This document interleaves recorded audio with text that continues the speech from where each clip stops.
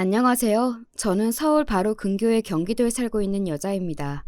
어렸을 때 제가 몸에 열이 많아서 자꾸만 자다가 이불을 다 걷어버리고 발로 뻥뻥 차고 그랬거든요. 그럴 때면 꼭 엄마가 이불을 끌어와서 저에게 다시 덮어주셨어요. 그러면 이 철없는 딸은 자면서도 온갖 짜증을 부리며 종전보다 더욱 세게 이불을 날려버리곤 했답니다. 엄마는 포기하지 않으시고 이불을 살포시 제 배 언저리에 덮어주셨어요. 그렇게 하면 제가 이불을 더 이상 걷어버리지 않고도 잘 수가 있었죠. 자다가 배만 차가워져서 배탈이 날 일도 없었고요. 자랄 때는 그런 엄마의 손길을 제대로 인지를 못했었는데 다 크고 나서야 감사한 점이 많았다는 생각이 들었습니다. 엄마는 세심하고 따뜻한 분이었다는 생각도 함께 들었고요. 부모 자식 간에 어떻게 행복하고 문제 없는 순간들만 존재할 수가 있겠나요? 가장 볼 꼴, 못 볼 꼴을 다 보고 산 사이가 부모 자식인데요. 서로를 원망도 하고 존재 자체가 인생의 고통이라 여길 때도 있고 그런 법이지만 그래도 결국에는 애틋함이 최후에 자리하게 되는 것이 부모 자식의 관계 같습니다. 저는 엄마가 돌아가셨습니다. 제가 고등학교 1학년이었던 때였지요. 2학기가 들어서 처음 시험을 보던 때였는데요. 첫날부터 시험을 망쳤어요. 그런데 집에 갔더니 엄마가 저 먹으라고 토스트를 해놓으셨던 거예요. 주연아, 오늘도 공부하느라 힘들었지? 얼른 이거 토스트 먹어라. 뭐야? 웬 토스트예요? 너 올 때 맞춰서 한 거야. 아직 뜨끈뜨끈해.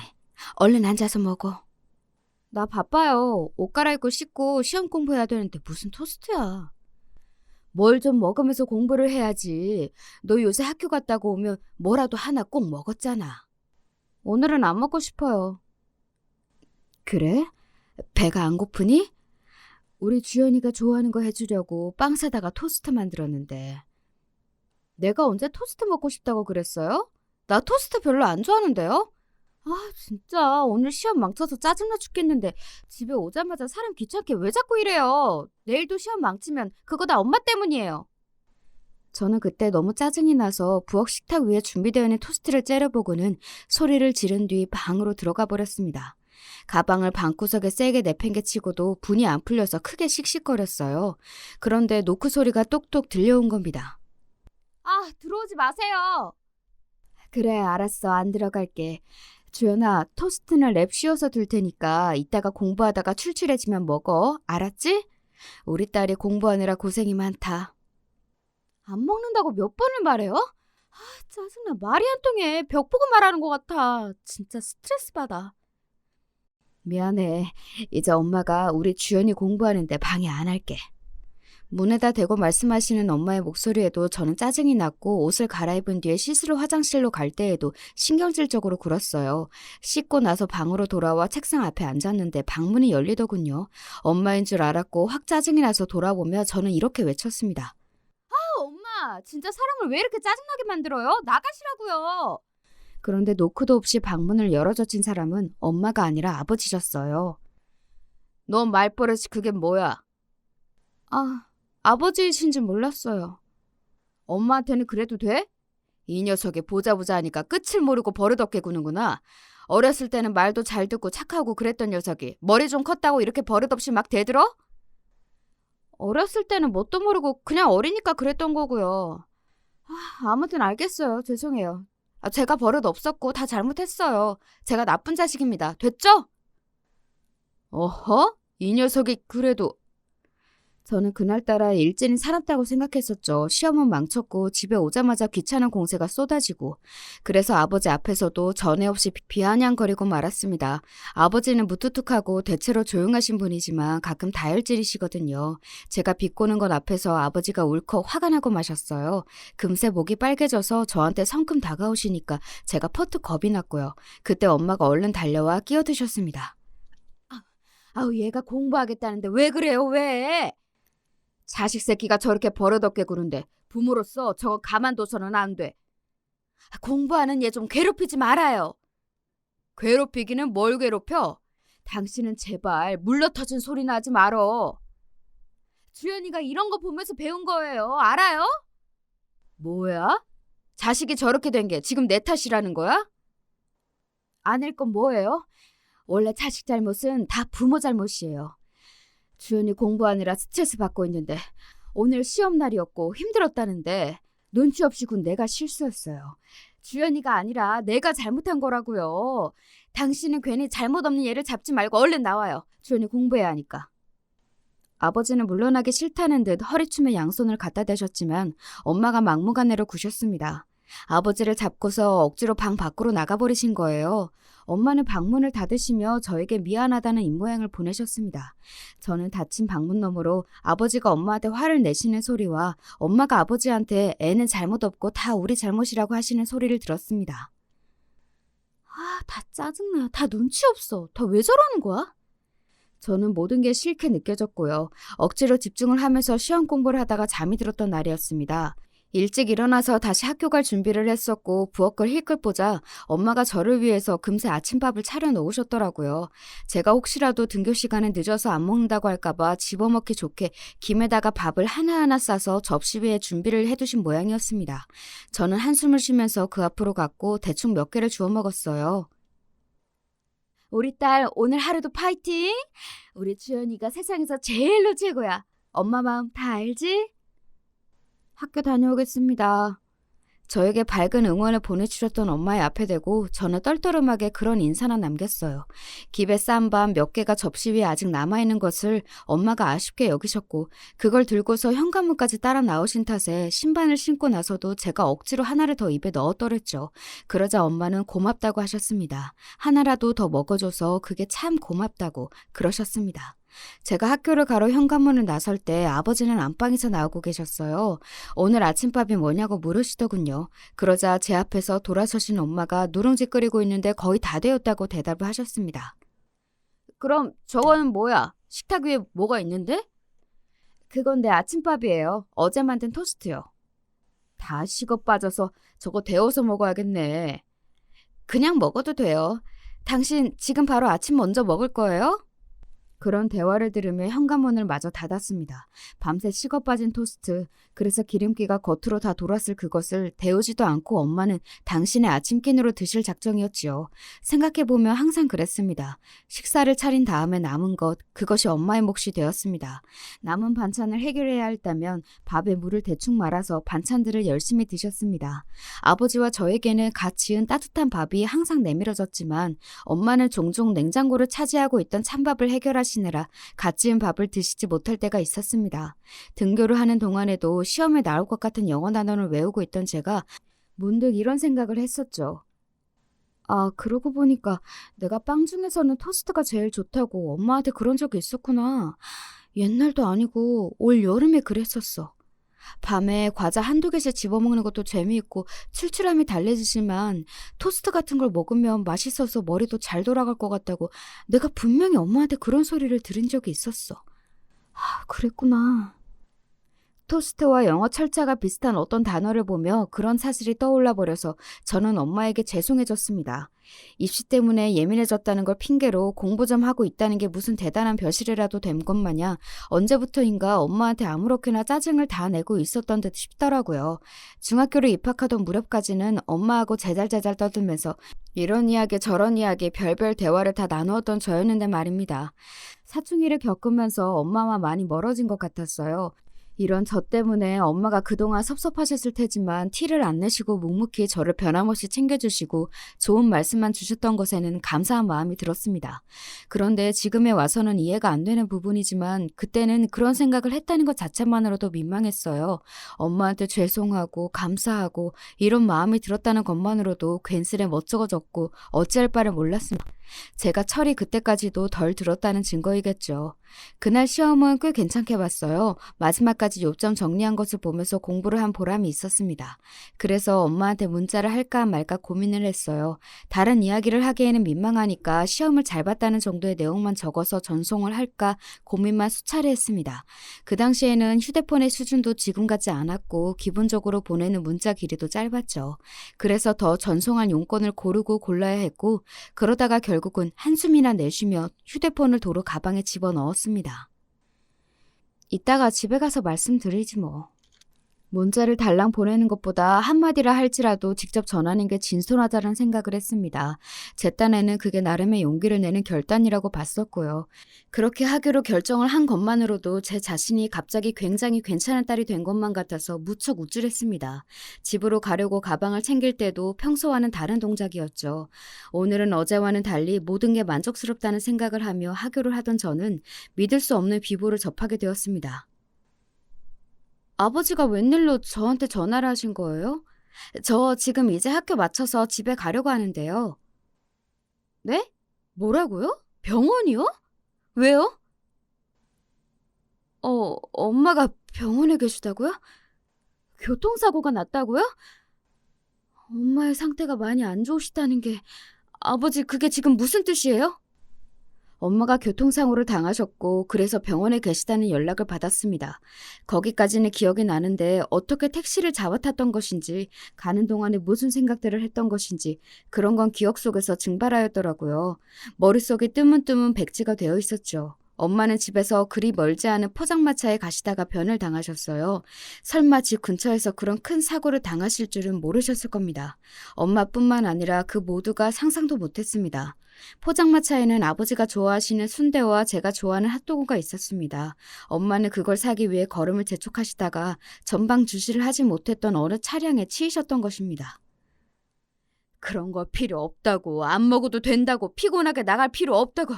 내가 그랬어야 했는데, 내가 말렸어야 했는데, 아니라면 적어도 같이 길을 나섰어야 했는데, 하루 종일 바깥에서 일을 하고 왔으니 피곤하다는 핑계를 대면서 소파에나 늘어져 있었다니. 이 한심한 놈아, 이 죽일 놈아. 아버지는 스스로를 탓하고 계셨습니다. 스스로를 한심한 놈, 죽일 놈이라고 부르시며 당신의 가슴을 치고 계시는 모습이 마치 거짓말 같았습니다. 아버지가 저런 모습을 보이실 리가 없다고, 그러니까 지금 이건 꿈일 거라고 병원에 도착한 저는 그리 생각하고만 싶었습니다. 엄마, 저 오늘은 시험을 잘 봤어요. 어제보다 훨씬 더 잘 봤어요. 엄마한테 자랑하고 싶은데.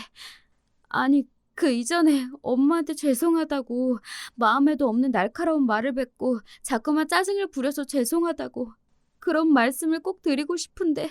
엄마, 어디 가시는 건 아니죠? 저 시험 결과 나오면 그거 보셔야죠. 다시 예전처럼 저하고 같이 식탁에 마주보고 앉아서 이런저런 이야기도 나누고 맛있는 것도 먹고 그러셔야 하는 거잖아요. 불가항력적으로 눈물이 줄줄 흘러내렸습니다. 앞으로 영영 시험을 못 봐도 되니까, 아예 대학 같은 거 안 가도 되니까 제발 우리 엄마만 살려달라고 믿지도 않는 신을 향해서 빌고 또 빌었습니다. 그러나 친인척들이 소식을 듣고 병원으로 달려왔던 자정이 다 되어가던 그 시간 무렵에 엄마는 생을 마치고 안식에 드셨습니다. 외할머니께서 울부짖다가 쓰러지는 모습, 그리고 아버지가 벽에 이마를 박으신 채 크게 오열하시는 모습을 보던 저도 바닥에 스스로 주저앉아서 그냥 생각하기를 멈추고 말았어요. 정신을 놔버렸던 것이죠. 갑자기 학교며 공부며 이게 다 무슨 소용인가 싶더라고요. 한순간에 죽을 수 있는 게 목숨이고 죽으면 다 끝인데 이렇게 아등바등 열심히 살기 위해서 발버둥을 치느라 가족에게도 나를 세우고 오만 짜증을 다 부리고 이러는 게 대체 무슨 꼴불견이었나 싶은 생각도 들었습니다. 정신을 놓고 헛웃음을 토해내던 저를 붙잡고 이모들도 오열하셨습니다. 어떻게 이렇게 떠날 수가 있냐며 엄마가 불쌍하다고 하셨습니다. 제 생각도 그러했습니다. 고작 저 같은 자식을 돌아가시던 그날까지 위하시다가 눈을 감으신 엄마의 인생이 너무나도 안타까웠습니다.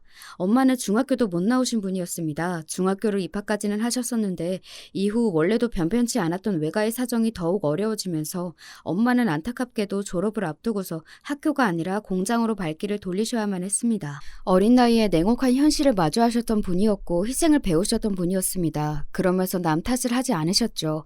항상 긍정적으로 웃으려 노력하던 분이셨습니다. 저에게는 너무나도 과분한 엄마였습니다. 넋이 나가 있는 아버지와 저를 친인척들이 염려하였습니다. 그러나 한편으로는 살려면 어떻게든 살 것이라고 생각하는 눈빛들이었습니다. 제가 어린아이도 아니고 고등학생이었으니까요. 하나뿐인 자식을 저만큼이라도 키워놓고 떠나서 엄마의 입장에서는 다행이었을 거라고 떠드는 목소리도 있었습니다. 엄마가 돌아가신 것과 다행이라는 표현이 어떻게 나란히 놓일 수가 있는 건지 저는 이해할 수 없었죠. 한 줌의 제가 되어 납골당의 수많은 유골함 중에 하나의 주인공으로 남으신 엄마를 보며 허무하다는 생각과 죄송하다는 생각이 뒤엉켜서 미칠 것만 같았습니다. 고작 엄마와의 마지막 기억이 그따위 짜증을 부리 버리는 것이었다는 게 믿어지지가 않았어요. 아버지도 비슷한 생각을 가지고 계신 듯 보였습니다. 후회와 아쉬움이 가득한 아버지 얼굴만 봐도 알 수가 있었네요. 엄마가 안 계신 집은 휑하고 조용했어요. 집안 곳곳 구석구석까지 엄마의 손길이 안 맺힌 공간은 없었죠. 부엌에 가자 특히나 엄마의 흔적이 가득해서 가슴이 아팠습니다. 그리고 버티고 버티던 저는 토스트 재료를 발견하고서는 결국 무너져 내렸습니다. 못난 딸, 제멋대로 삐뚤어진 딸을 위해서 만들어 주시려고 토스트 재료를 사놓으신 걸 보니까 왜 그걸 엄마 앞에서 못 먹었을까 싶어서 미친 듯이 후회가 밀려왔죠. 엄마가 애써 정성스레 만들어 주셨다는 것을 알면서도 외면하던 제가 정녕 불효자식이었습니다. 차마 그 토스트 재료를 쓸 수도 버릴 수도 없었습니다. 결국 시간이 흘러 다 상하고 썩고 나서야 어쩔 수 없이 버렸었죠. 너무 고통스러워서 그 이후로는 엄마의 흔적에 손도 못 댔습니다. 엄마가 쓰시던 화장대 위에 잡동사니들, 욕실용품 이런 것들도 그대로였어요. 아버지도 손도 못 대시고 다 그냥 두었거든요. 저는 그렇게나 못났던 주제에 나약하기까지 했던 것인지 엄마가 돌아가신 이후로 학업적으로 마음을 다잡지를 못했습니다. 1학년의 마무리는 정신이 그냥 다 빠진 채로 끝냈고요. 2학년으로 올라가서도 겉은 멀쩡해 보였겠으나 속은 말이 아니라 그냥 멍하게 넋이 나간 채로 시간을 보냈습니다. 공부가 손에 안 잡히더라고요. 열심히 죽도록 해봤자 한순간에 예고도 없이 끝나버리는 게 인생인데 그렇게까지 노력을 할 필요가 있을까 하는 의심은 끝을 모르고 피어올랐습니다. 저는 대학 진학을 아예 안 할까 싶은 생각도 했었는데 아무리 그래도 고졸로 남는 것은 아쉽기도 하고 나중에 후회할 것 같아서 전문대학교로 진학을 확정지었습니다. 어중이 떠중이 이름 없는 4년제 대학교보다야 훨씬 낫다고 볼 수 있는 곳이었어요. 공부를 놓았지만 그래도 전에 열심히 했던 가닥은 남아있어서 그나마의 성적을 거둘 수가 있었던 것 같네요. 고등학생이었기 때문에 이른 아침부터 늦은 밤까지 계속 학교에서 있었고요. 아버지와 대면할 기회는 거의 없었습니다. 늦은 밤에 귀가를 했을 때 그때 잠시 보는 게 전부였어요. 주연이 왔냐? 네, 다녀왔습니다. 이런 인사가 전부였고 대화의 끝이었습니다. 원래 무뚝뚝하신 편이었으나 이제는 아예 무감각해 보이시는 아버지였고 의욕 없는 저였습니다. 그러니 부녀 관계는 지나치게 고요한 형태로 흘러갔어요. 처절할 정도의 침묵만이 감도는 집은 엄마가 계실 때와는 완전히 딴판이었습니다. 그러다가 제가 고등학교를 졸업하게 되면서 처음으로 엄마의 공간을 건드렸던 거예요. 정리가 필요한 때 같아서 엄마의 화장대 위를 치우기 시작했습니다. 단출한 낡은 화장대 하나가 엄마의 책상이기도 했었죠. 서랍에는 그래서 필기구 같은 것들이 들어있었고요. 차라리 돌아가시더라도 내가 어느 정도 나이를 먹은 다음에 그때 가시지. 그러면 내가 효도를 해드렸을 텐데. 내가 직접 번 돈으로 백화점에서 파는 비싼 화장품도 세트로 사드렸을 텐데 그런 거 하나 못 받아보시고 떠나셨어. 밀려오는 안타까움과 답답함 그리고 후회로 서랍 속의 공책들을 모아서 정리하던 저의 손길이 멈췄습니다. 엄마가 포스트잇 위에 메모를 몇 가지 이어서 해놓으신 게 보인 거예요. 저를 위해서 토스트를 만드신 다음 그 위에 케첩으로 글씨를 쓰실 계획이셨나 보더라고요. 케첩으로 무슨 말을 쓰면 좋을까? 이렇게 적어놓고서는 국리를 이어가신 흔적이 보였습니다. 웃으면 복이 와요. 명랑한 우리 딸 주연아 웃자. 우리 딸 최고. 엄마가 궁리하셨던 아이디어들이 메모가 되어 있었습니다. 에이, 엄마, 이런 글자들을 토스트 위에 어떻게 다 적어요? 하여간 안 되시니까 그냥 아무것도 안 적고 준비를 하셨던 거죠? 웃음이 나면서 눈물이 함께 나더군요.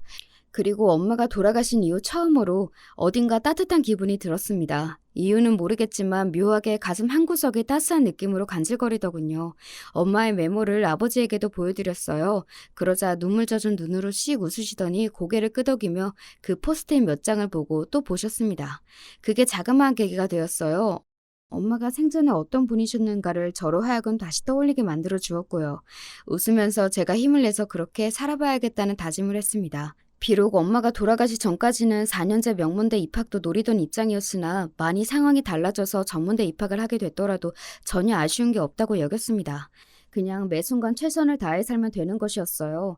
그럼에도 내일 당장 죽으면 아쉬운 게 많겠지만 그 아쉬운 부분이 최소한일 수 있도록 그런 자세로 살면 하늘에서 엄마도 보시고 기뻐하실 거라는 확신이 들었습니다. 밝고 명랑하게 아주 씩씩하게 어렸을 적에 마냥 해맑은 모습으로 부모님의 손을 잡고 신이 나서 웃어댔던 그런 시절의 저처럼 일부러 환하게 웃으면서 대학 생활을 시작했습니다. 엄마가 그러셨으니까요. 웃으면 복이 온다고요. 계속 습관적으로 웃다 보니까 어느새 저는 가만히 있어도 얼굴에 약간의 웃음기가 도는 사람이 되었어요. 대단한 효과였죠. 제가 24살 전문대를 졸업하고 취업을 해서 이제 좀 자리를 잡으려던 참에 아버지가 병에 걸리셨습니다. 폐암 판정을 받았는데요. 그래도 빨리 발견한 거라고 병원에서는 천운이라고 하였습니다. 검사를 받지 않았다면 전혀 눈치채지 못했을 거예요. 아버지가 그 시기에 검사를 받으신 이유가 따로 있었습니다. 엄마가 돌아가시고 나서 외할머니께서는 건강이 많이 상하셨는데요. 그래서 이제는 정신도 오락가락하신 상태였습니다. 그러던 때에 외할머니께서 웬일로 꿈에 엄마를 보셨던 거예요. 그런데 멀찍이 있는 엄마를 가린 연기 때문에 쉬이 다가가실 수가 없었다고 합니다. 외할머니께서는 간절한 마음으로 연기 속으로 뛰어들어 기침을 하시면서도 엄마에게 다가가셨고요. 마침내 거리가 다 좁혀져서 외할머니의 뻗은 손끝에 엄마의 팔이 딱 만져졌습니다. 그리고 엄마가 그 손길에 돌아보셨는데 그 순간 외할머니께서 깜짝 놀라신 나머지 바로 꿈에서 깨어나셨대요. 엄마인 줄로만 아셨는데 딱 돌아본 그 모습이 저희 아버지였던 것입니다. 너무 기이하고 이상한 꿈이라고 여기셨죠. 그래서 저희 아버지한테 연락을 했으면 좋겠다고 이모한테 뜻을 전하셨던 것입니다. 그 꿈 이야기를 전달받으신 아버지는 속으로 찜찜해하고 계시던 중이었고 제가 올해는 꼭 건강검진을 받으시라고 비용을 다 대드릴 테니까 제발 시간을 내서 싹 다 검사를 받으시라고 말씀을 드렸을 때 원래 아버지 같았으면 한숨과 함께 거절을 하셨겠지만 찜찜한 구석을 못 이기셔서 그럼 그럴까? 이런 대답을 꺼내셨던 거예요. 그랬는데 검사 결과가 묘하게 나와서 정밀검사를 거치고 기다려봤더니 폐암으로 나왔던 것입니다. 깜짝 놀랄 수밖에 없었죠. 제가 성인이 된 이후로 아버지는 담배를 거의 안 피우셨습니다. 하지만 엄마가 돌아가시고 나서 많이 피우셨던 담배를 완전히 끊기는 힘들어하셔서 그렇게까지 못하셨고요. 술도 종종 드셨어요.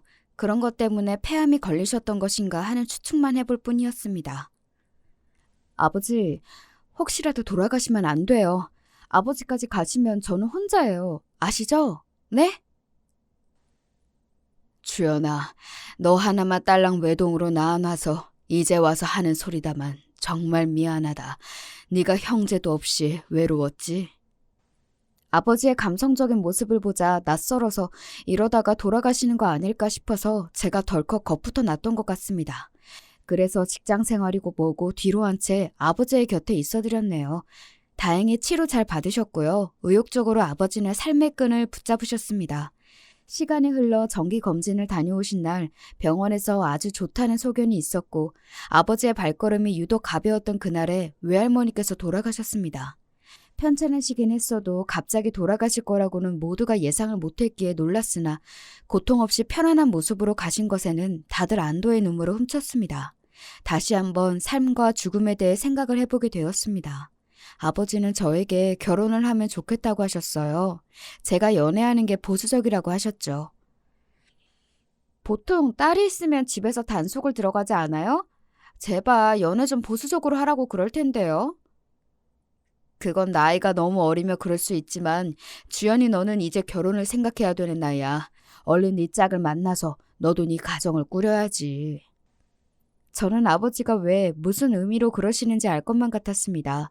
저도 이제는 제 인생의 남은 부분을 심도 깊게 계획을 가지고 그림을 그려나갈 때가 된 상태였지요. 건강관리를 위해 그리고 일찍 터를 잡아 놓으시려고 아버지는 귀농을 하셨습니다. 아버지의 고향 근처이기도 했고요. 소박하게 텃밭이나 가꾸며 그리고 소일거리를 받아서 생활을 하시는 것에 뜻이 있으셨죠. 이제 저만 제 앞길을 잘 꾸려나가면 될 일이었습니다. 저는 밝은 남자를 만나고 싶었습니다. 제가 씩씩하게 굴면 그 장단을 맞춰줄 수 있는 사람 말입니다. 상대가 밝고 활발해야 제가 기운도 받고 그걸 따라가려다 보면 저도 점점 더 그런 사람이 될 것만 같았죠. 이런 생각으로 만나서 결혼까지 갔던 남자가 바로 제 남편이었던 건데요. 하나를 보면 열을 안다고 하죠. 그런 말이 괜히 있는 것이 아니건만 제가 나쁜 하나를 보고도 아직 보지 못한 것들은 괜찮을 것이라 여기면서 크게 실수한 과거가 있었어요. 부끄럽지만 바로 저희 결혼에 관한 것이었습니다. 참고로 제 쪽은 아버지만 계신다면 그쪽은 시어머니만 계셨습니다. 제가 남편하고 1년을 조금 넘게 만나고 나서 결혼을 하기로 약속을 했고 시댁에 인사를 드리러 갔었는데요. 저는 진작에 아버지한테 만나는 사람 이야기를 했었고 결혼 생각이 있다는 것도 다 알려드렸었기에 남편도 그랬었을 줄 알았습니다. 그런데 시댁에 방문하기 딱 이틀 전에 남편이 말을 했었다네요. 심지어 시댁에 가기로 한 건 대략 일주일 전에 정해진 일정이었는데 말입니다. 시어머니 입장에서는 난데없이 당신의 아들이 결혼을 하고 싶다면서 말을 하더니 며느리가 될지도 모르는 아들의 여자친구가 이틀 후에 인사를 드리러 오겠다는 통보를 받게 되셨던 거예요. 그게 통보가 아니면 뭘까 싶고요. 아니 어쩐지 시어머니의 표정이 떨떠름해 보이면서도 갑작스럽게 벌어진 이런 상황에 즐거운 듯 신이 나 보이면서도 왠지 피곤해 보이면서도 되게 복합적인 기운이 느껴지더라고요. 내가 진작에 알았으면 좋았을 텐데 말이에요.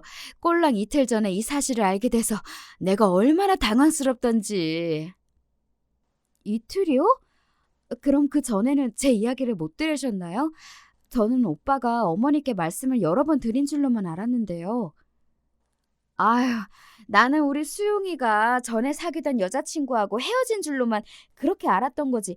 누구를 그새 새로 만나서 진득하게 사귀고 있을 줄도 몰랐고 결혼하겠다고 할 줄은 더더욱 몰랐어요. 남편하고 분명히 제가 연애를 하면서 집안 이야기도 했었단 말이죠. 남편이 자기 입으로 시어머니께 제 이야기를 전해드렸다고 말을 한 적도 있었고요. 그래서 저는 당연히 시어머니께서 제 존재를 아시는 줄로만 알았습니다. 그런데 이틀 전에 아셨다고 그러니까 저도 어안이 벙벙했죠. 그 이틀이라는 것도 이틀 전에 늦은 밤중이었어요.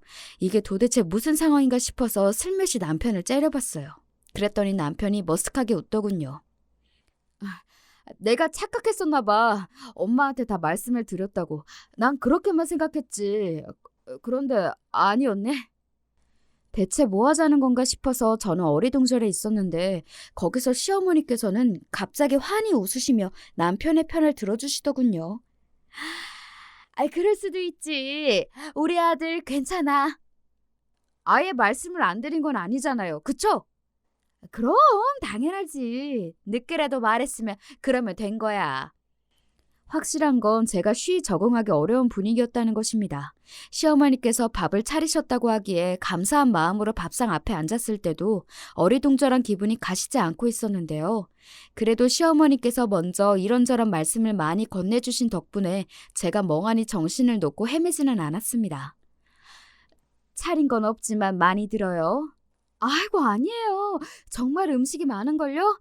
제가 평소에 못 먹어본 반찬들도 잔뜩 있어서 하나같이 전부 맛있어 보여요. 그렇게 말을 해주니까 내가 고맙네요. 볼따시나 팔뚱어리 그리고 팔모가지 이런 데를 보니까 밥은 잘 먹을 것 같네요. 네? 아니, 내 말은 복스럽게 식사를 잘하게 생겼다고요. 차린 입장에서는 아주 고맙지, 보람있게. 혼자 뭐가 그렇게 신이 나신 건지 밥상 위에 대고서 오호호호 웃으시는 시어머니의 모습이 참 유쾌해 보이긴 했습니다. 제가 남편이 밝고 사람의 기운이 명랑해서 좋았던 건데요. 모친께서도 그러시다는 말에 기대를 많이 했었고 마음에 들었었는데 실제로 마주하니까 마냥 좋지만은 않았습니다. 유쾌하신 성격은 맞았죠. 하지만 아들이 데려온 예비 며느리 앞에서 난데없이 그런 발언을 하실 건 아니었다고 봅니다. 그것도 그냥 볼, 팔, 팔목 이런 게 말씀을 하신 것도 아니었고요. 볼따시라니. 제가 남들보다 얼굴에 살이 많은 편이라서 20대까지는 볼이 좀 통통했거든요. 30대 들어서고 나서야 볼에서 살이 좀 빠져나갔고요. 연애할 때 남편은 제 볼이 귀엽다면서 종종 꼬집기도 했었습니다. 저는 남편이 그럴 때마다 얼굴에 바른 선크림, 화장이 망가지는 것 같아서 그런 행동이 싫었지만 그래도 저를 좋아하는 마음에서 자꾸 그러는 거라고 합리화를 했었는데 시어머니한테서 볼따시라는 소리를 듣자마자 놀랍도록 제 마음속에서 그간 남편이 보였던 행동들도 나쁘게 생각이 되었습니다. 분명히 볼 꼬집는 거 싫다고 하지 말라고 계속 말을 했었습니다만 남편은 그걸 싹 다 무시하고 싫으면 어쩔 거야, 으이그 이러면서 제 볼을 꼬집었었다는 점만 강하게 부각이 되더군요. 제가 그때 마른 몸매는 아니었으나 뚱뚱하지는 않았고 솔직히 통통하다고 보기에도 어려웠건만 팔뚱어리, 팔모가지 이런 지적은 왜 하셨던 걸까요? 그래도 제가 남편의 외향적인 성격에 이끌렸던 만큼 시어머니께서 우중충하신 분인 것보다는 밝고 활달하신 쪽인 게 낫다고 여겼습니다. 엄마가 돌아가시고 나서 아버지와 단둘이 되었을 때 얼마나 막막하고도 삭막했었는지 그때의 분위기가 아직 고스란히 기억나는 저는 모녀 관계도 아니고 모자 관계인데 밝고 친하게 지내는 시어머니와 남편의 모습이 솔직히 한편으로는 부럽다는 생각도 들었습니다. 그래서 시어머니와 제가 성격이 잘 안 맞는 것 같거나 말거나 그런 거에 너무 연연하지 않으려고 의식을 하면서 남편과 결혼 준비에 들어갔었죠. 대단할 준비할 것도 없었어요. 그냥 계산기나 잘 두드리고 날짜나 조율 잘하고 그러면 되는 일이었습니다. 저도 남편도 각각 부친과 모친만 모시면 되는 일이니 상견례도 아주 간단히 평화롭게 잘 끝났고요. 신혼집을 일단 월세로 들어가기로 최종 결정이 나서 위치 좋고 저렴한 가격에 계약을 미리 해둔 만큼 결혼식 날짜도 빨리 잡게 되었습니다. 여기까지 아주 빠르게 진행이 다 되었어요. 그래서 결혼식을 얼마 앞두지 않았을 때 아버지가 저한테 막상 시집 보내려니까 섭섭하기도 하고 실감이 나지 않는다고 하셨습니다. 저도 비슷한 기분이었죠. 하늘에서 엄마가 부디 잘 지켜봐 주기를 바라는 것 또한 아버지와 제가 비슷하게 품고 있던 바람이었을 것입니다. 그런데 시어머니께서 말이죠. 정말 하늘을 보면 열을 안다고 결혼식만 바로 코앞에 뒀고 모든 게 결정 다 났고 끝난 일이건만 굳이 쓸데없는 소리를 얹으시더군요. 호래비 집안이라서 그거 하나가 두고두고 아쉬워. 그게 무슨 말씀이세요? 호래비 집안이라니. 설마 지금 저희 아버지 말씀하시는 거예요? 저한테 아버지만 달랑이 있어서 그게 아쉬우시다고요? 왜 아니겠니? 아쉬우신 건 어머님 자유이니까 이해는 하는데요. 근데 어쩔 수 없이 아버지가 혼자이신 부분이니까 어머님이 그렇게 말씀하시는 게 제 입장에서는 조금 서운하고 그러네요. 너도 이 다음에 아들 낳고 장가 보내봐라. 아쉬운 내 마음이 뭔지 알게 될 테니까. 아유, 멀쩡한 처가를 안겨줘도 우리 아들이 아까울 판에 호래비 집안이라니. 그러시는 어머님도 혼자이시잖아요. 그러면 저는 호래미 집안에 시집 가는 건가요? 어머나, 얘가 말을 이상하게 하네? 왜요? 호래비하고 호래미하고 뭐가 그렇게 다른가요? 야, 사정이 다르지. 나는 이혼한 거잖아. 전 남편이 멀쩡히 살아있단다. 결혼식 때도 올 거야. 이혼보다 사별이 차라리 낫다고 생각하는 사람도 있을 거예요. 그건 생각하기 나름인 거죠. 아니, 얘는 무슨 말에 이렇게 따박따박. 이래서 나는 여자 나이가 많으면 안 된다고 생각해. 네가 나이가 좀 많은 편이긴 하지. 어려서 순수한 맛은 다 빠진 지 오래인 게 보여. 오빠는 저보다 1살 더 많은데요. 그럼 어머님 아들은 순수한 맛이 다 빠지다 못해 타락한 나이인가요? 제가 전혀 안 지고 다 받아치면서 대꾸를 해버리자 시어머니께서는 열이 바짝 오른 채로 남자랑 여자가 같냐면서 구시대적인 외침을 이어가셨습니다. 제가 고분고분하게 엎드려 드릴 수도 있었죠. 하지만 이상하리만치 그러고 싶지가 않았어요. 그리고 이때의 제 태도 때문인지 시어머니께서는 저를 몹시 안 좋게 보셨어요. 결혼하고 나서 사사건건 간섭을 하려고 드셨습니다. 너는 기본적으로 부엌을 쓰는 방법도 모르는구나. 집에서 이런 거 안 배웠니? 하긴 호래비 집안이니까 뭘 배울 수도 없었겠구나. 그러니 예의도 부족하겠지. 이런 식으로 시비를 거실 때도 있었고요. 너무 스트레스 받아서 남편한테 중간 역할을 잘하라고 제가 몇 번 당부했습니다. 그런데 처음에는 몰랐으나 점점 지켜보니까 남편은 제 앞에서는 시어머니께 하나뿐인 며느리한테 왜 그러시냐면서 항의하는 투를 잘 냈으나 제가 안 보는 뒤에서는 시어머니께 엄마가 너른 마음으로 이해하시라 부족한 며느리 안겨드려서 죄송하다 이런 식으로 말을 했습니다. 제가 어쩌다 몰래 그러는 현장을 한번 포착했고 그 이후로는 신경을 쓰면서 살펴봤더니 항상 그러더라고요. 그리고 시어머니께서는 당신의 아들이 다 자라고도 남은 시커먼 남자가 아니라 아직 덜 자라서 계속 보살펴줘야 하는 어린애로 보셨습니다. 맨날 말끝마다 우리 아들 기죽지 마 이러시는데 겉도 모자라서 제가 언제 한 번은 남편의 엉덩이를 두드리시며 우쭈쭈 응원해 주시는 모습도 봤습니다. 내가 중간에서 잘 좀 해달라고 했는데 왜 점점 그거 안 지켜? 남편은 때때로 나 몰라라 하면서 제가 시어머니께 괜한 트집을 잡히게 냅뒀고요. 남편에게서 밝은 기운을 받으며 열심히 잘 살아보고 싶었는데 생각과는 다르게 흘러가는 결혼 생활에 저는 한숨이 계속 나왔습니다. 그러다가 남편은 언제부터인가 일이 바빠졌다고 하면서 걸핏하면 야근을 하였고요. 이게 무슨 결혼 생활인가 싶었습니다. 제가 그런 쪽으로 바보인 건지 둔한 건지 남편이 바람을 피울 줄은 몰랐어요. 상상도 못했기에 경계를 안 했고 그랬기 때문에 눈치를 못 챘어요. 그런데 어느 날 비밀번호가 풀려있던 상태의 남편 휴대폰을 제가 봤던 겁니다. 그래서 알았어요. 연락하는 여자가 생겼다는 사실을요. 결혼한 지 9개월 만의 일이었습니다. 남편에게 미친 듯이 화를 냈고 허무함이 밀려오더군요.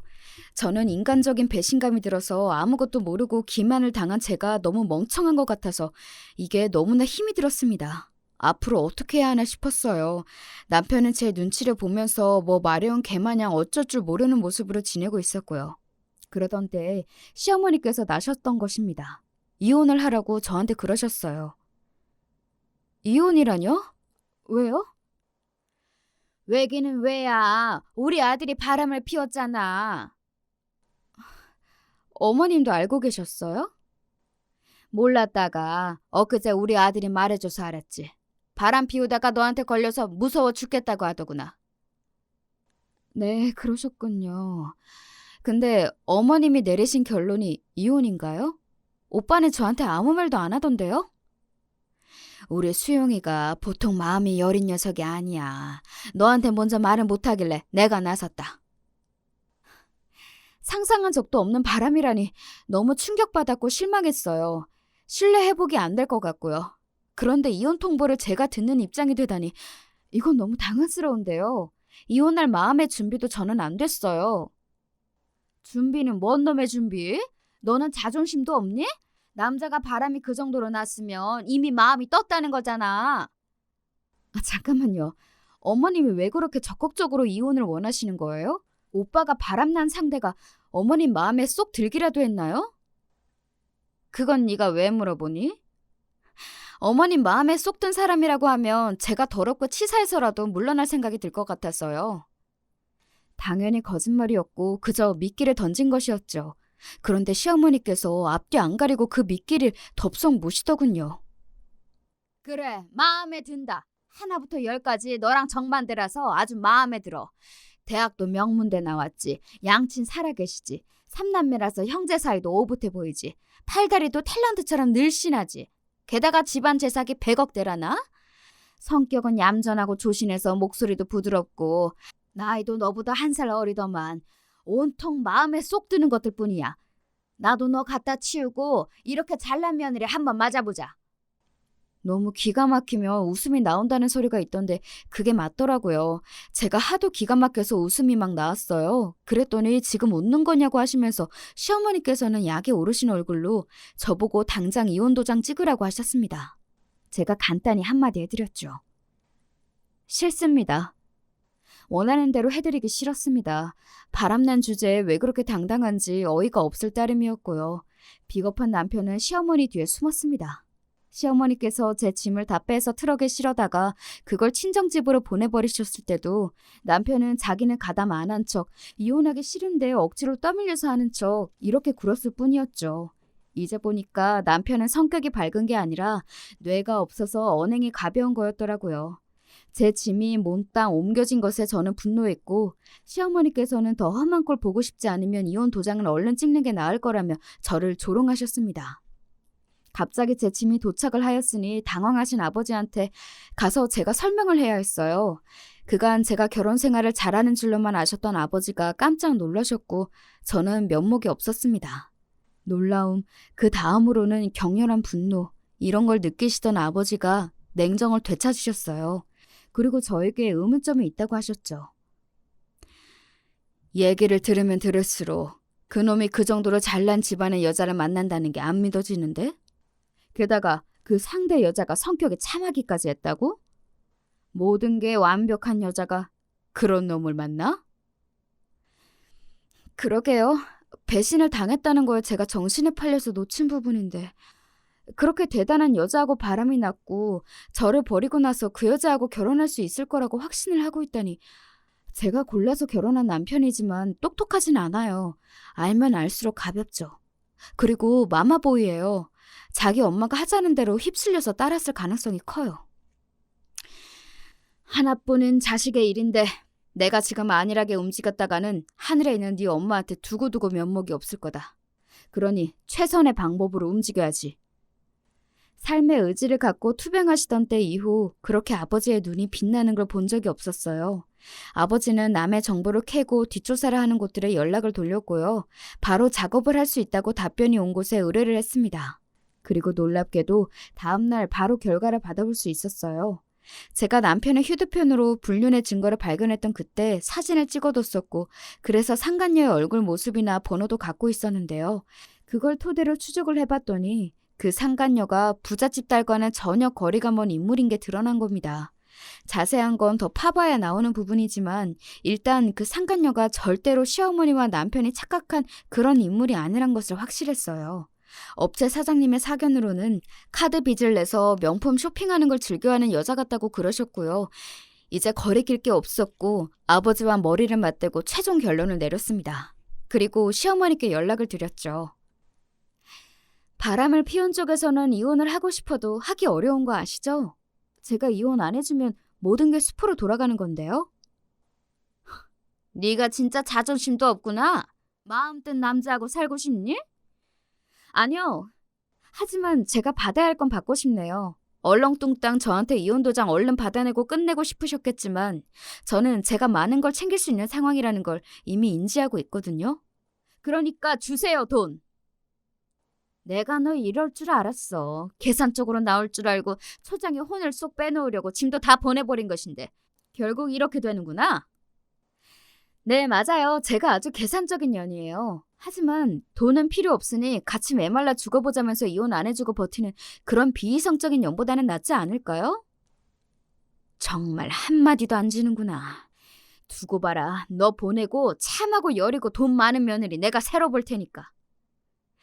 그러시려면 저를 하루빨리 이혼녀로 만들어주셔야겠죠? 아깝다 생각하지 마시고 돈 주세요. 시댁에 이렇다 할 재산이라는 게 어디 있겠나요? 신혼집으로 마련했던 보증금 1억 5천짜리 그 월세집을 포함해서 돈 나올 곳을 열심히 두드리는 수밖에 없었죠. 월세집만 하더라도 보증금을 나눠서 부담했었는데 전체 금액으로 제가 다 받았습니다. 그 외에 자잘한 것도 계산을 해서 제가 다 받았고요. 받을 거 받은 게 확인이 된 다음 이혼 도장을 찍어주었습니다. 내가 정말 미안하다. 왜 하필 내가 부잣집 여자의 눈에 들었을까? 마지막에 남편이 눈물을 훔치며 쇼를 했죠. 대놓고 나쁘게 구는 것보다도 차라리 못했습니다. 진짜로 미안하면 이제 두 번 다시 내 눈앞에 나타나지 말아줘. 저는 그렇게 말한 뒤 남편에게서 알겠다는 대답을 받고 헤어졌어요. 그리고 정신 나간 사기꾼 여자한테 제대로 속아서 농락을 당했다는 걸 전 남편과 전 시어머니가 알기까지는 대략 한 달 정도의 시간이 소요됐던 것 같네요. 부잣집이랑 연을 맺을 줄 알고서 있는 돈 저한테 다 털어주었던 바보 같으면서 동시에 못돼 처먹은 모자의 최후는 비참했답니다. 저는 이혼하고 나서 잠시 아버지와 여행을 좀 다녔어요. 엄마와의 추억이 담긴 곳들도 가보았고요. 그러면서 재충전의 시간을 가졌습니다. 일상으로 돌아와서는 다시 힘을 냈어요. 그 결과 토스트를 아주 잘 만드는 남자를 만나서 진정한 사랑의 감정을 느끼게 되었답니다.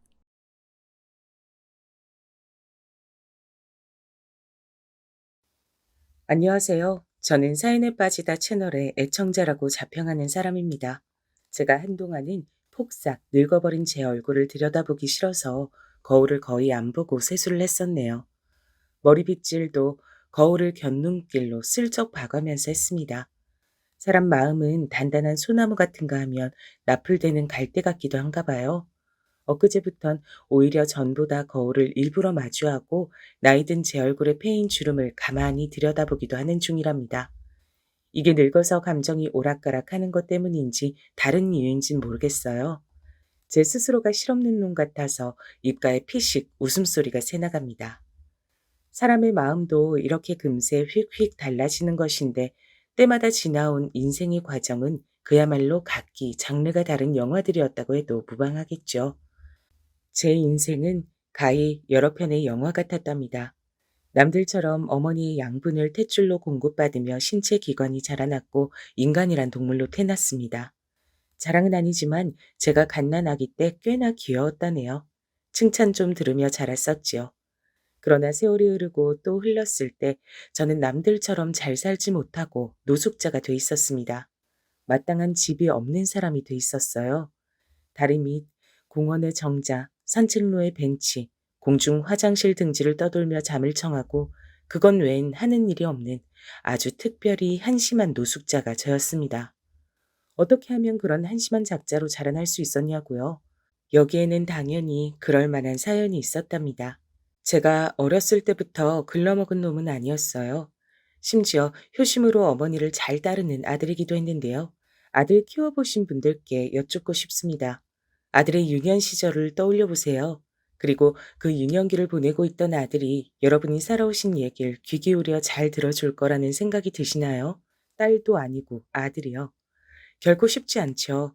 하지만 저는 당신의 옛 얘기를 하시는 걸 무척 좋아하시는 어머니의 아들이었고 나름 효자였기 때문에 기꺼이 귀를 몇 번이고 기울여 들었습니다.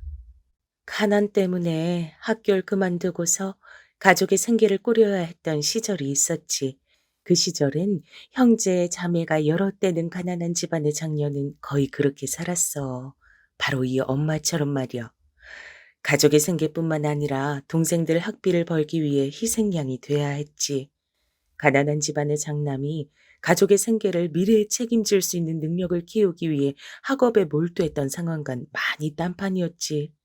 장남이니 큰애 삼촌은 학교를 다 나왔고 장녀이니 엄마는 학교를 다니고 싶어서 눈물을 훔치며 공장이나 다녔으니까. 어머니께선 그렇게 열심히 일을 하고 돈을 버셨음에도 늘 허기에 시달리셨다 그랬어요. 배가 고픈 것에 비해 마음껏 먹을 수 있는 순간은 거의 찾아오지 않았죠. 외할아버지께서 일찍 사고로 돌아가셨고 외할머니께선 몸이 안 편찮은 곳이 없었어요. 그래서 어머니께선 밖에 나가 일도 하시고 집에 돌아와서 집안일도 도맡아 하셨다고 해요. 어려운 형편이었지만 어머니처럼 전적으로 희생하는 사람이 있었기에 외가 집안이 어떻게든 굴러갔습니다. 그리고 외삼촌들, 이모들 모두 어머니보다 긴 가방끈을 가지게 됐고요. 가난이란 게 그렇더라. 학창 시절의 추억도 가질 수가 없고 시험 공부란 걸 해보는 기회마저 가져볼 수 없었지. 그런 건 죄다 허황된 꿈일 뿐이었어. 많은 것들을 체념한 채로 다 포기하고서 돈만 보고 살았지. 내 힘으로 내 오래비랑 동생들 공부시켰는데 정작 나에게 돌아오는 건 없더라. 정작 나는 변변한 연애 한번 못 해본 채로 나이만 먹고 있었더라. 학력도 없고 수중에 돈도 없는 채로 그때 정말 사는 게 다 뭘까 싶어졌어. 외할머니께서 편찮으셨을 때도 어머니께서 비용을 다 부담하셨기 때문에 모으신 돈이 없던 거였죠. 외삼촌들, 이모들 전부 다 제 어머니를 원래 희생하는 사람으로 보고 있었다고 합니다. 무엇이든 희생해서 내어놓은 고마운 존재로 여긴 뒤 보답은 한 번도 하지 않았죠. 어느 날 거울 속에서 파릇파릇했던 소녀 시절의 얼굴은 온데간데 없고 팍팍한 인생의 찌든 맛을 알아버린 고단하게 나이든 얼굴이 자리하고 있다는 것을 오롯이 마주한 날 어머니께선 한 줄기 눈물을 흘리셨습니다. 아, 내가 이러다간 이번 생은 정말 가족들 뒤치다꺼리 하다가 늙어 죽겠구나. 그렇지 않으면 과로해서 죽든지. 그런 생각이 딱 드셨다고 합니다. 어머니 당신의 얼굴과는 다르게 이모들의 얼굴엔 혈색이 잘 돌고 있었다네요. 가난이 남긴 서글픈 흔적들이라는 게 동생들의 얼굴에선 거의 찾아볼 수가 없다는 걸 깨달은 어머니께선 이제 가족들을 위해 사는 것을 그만두기로 하셨습니다. 멀리 거처를 옮기시는 어머니를 외할머니께서는 책망하셨어요. 그러자 어머니께서 슬피 웃으며 대답하셨다고 합니다. 나 말고 자식이 여럿인데 다들 공부들은 나보다 길게 했는데 무슨 일이 생겨도 앞으론 그 자식들한테 기대는 게 그게 맞는 거죠. 엄마, 나 이제 숨 좀 쉬고 삽시다. 제발 나 좀 그렇게 살 수 있게 해주세요. 분하게도 어머니께선 비난을 받으며 외가를 떠나야 했습니다. 끝까지 고맙다, 수고했다는 인사 한마디 못 들으셨죠. 거기까지 어머니께서 흘러온 지난 인생 얘기를 듣는 것을 저는 좋아했습니다. 비록 듣다가 중간에 몇 번 복창이 터질 뻔하는 화딱지 나는 얘기였으나 그럼에도 저는 어머니께 소녀 시절과 열정이 가득했던 젊은 청춘이 존재했었다라는 사실만으로도 좋았기 때문입니다. 어머니께선 새로운 지역에 무작정 정착을 하신 이후 아버지를 만나셨습니다. 그리고 뱃속에 저를 생명이 생겨서 결혼을 하셨습니다. 제가 태어난 다음의 이야기는 제가 눈으로 보고 겪었기에 알고 있었죠. 제 밑으로 여동생이 태어났는데 건강이 원체 좋지 못해서 가족 모두가 고생이었습니다. 가까이 사는 친가는 차라리 없는 게 100번, 아니 1000번 나을 만큼 쓸모가 없다고 저는 생각을 해왔고요. 친할아버지께선 아직 학교도 들어가기 전이었던 어린 저의 얼굴에 대고 담배의 연기를 후 크게 불어대시던 분이었습니다. 허리가 굽은 친할머니께선 건강 상태가 나쁘시다는 것을 무기 삼아서 어머니께 심한 잔소리를 일삼는 분이셨고요. 1년에 3번 내지 4번 정도 뵀던 고모께선 자꾸만 옆에 새로운 얼굴의 남자를 끼고 나타나셨습니다. 향수 냄새 같은 걸 진하게 풍기셨던 분으로 기억을 해요. 나는 누나한테 빚진 거 단 한 개도 없으니까 제발 그 얼토당토 안 하는 개소리 좀 그만 짓거려. 꼭 빚진 게 있어야 되니? 그런 거 없어도 나한테 좀 베풀고 살면 어디가 덧나? 거지같이 사는 주제에 괜히 똥 퍼먹이 잡고 지랄이야. 그 거지같이 사는 남동생한테 누난 왜 자꾸 빌붙으려는 건데? 본인이나 돌아봐. 그리고 아버지와 만났다 하면 서로 으르렁대기 일쑤였습니다. 어렸기 때문에 전말은 정확히 몰랐으나 고모께서 항상 도가 지나치는 요구를 뻔뻔하게 해대셨으며 그것 때문에 아버지께서 언제나 머리끝까지 화가 나셨다는 것만은 분명하게 알고 있었네요. 어린 제 눈으로 보아도 고모께선 참 말 많고 탈 많은 분이셨는데 기어이 언젠가 일을 치고 마시더군요. 친할아버지와 친할머니께서 사시던 집을 싹싹 뒤져서 그 없는 형편에서도 그나마 돈이 될 만한 기미가 보이는 것이라면 몽땅 다 챙기셨던 겁니다. 네, 명백히 도둑질이었죠.